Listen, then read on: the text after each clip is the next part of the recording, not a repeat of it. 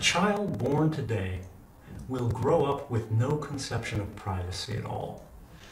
They'll never know what it means to have a private moment to themselves, an unrecorded, unanalyzed thought.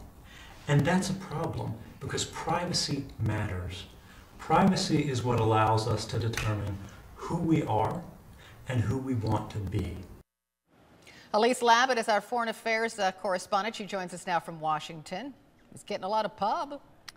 That's right, Carol. Well, it's usually delivered by a newsmaker. This alternative message, Edward Snowden joins the ranks of Mahmoud Ahmadinejad, even Ali G and Marge Simpson, all of who've addressed British viewers at Christmas.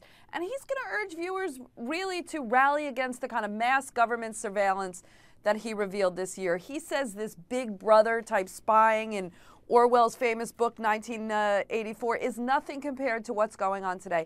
Let's take another listen. The conversation occurring today will determine the amount of trust we can place both in the technology that surrounds us and the government that regulates it. Together, we can find a better balance, end mass surveillance, and remind the government that if it really wants to know how we feel, asking is always cheaper than spying.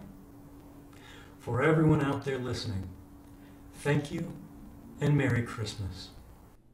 So, Carol, a very positive message from Edward Snowden about the world we'll live in today. But I think that over the years, he's obviously been a very controversial figure.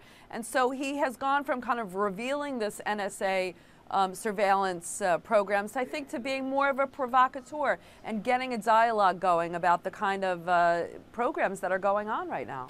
You know, it just enters my mind. He did tape that in Russia, right? Because he can't leave, and Russia's not exactly, you know, a place where freedom of speech flourishes. And if he said anything against Russia, Russia probably wouldn't let him release this message. And he's just a complicated guy, and it's a complicated issue, and I don't know how to feel about it.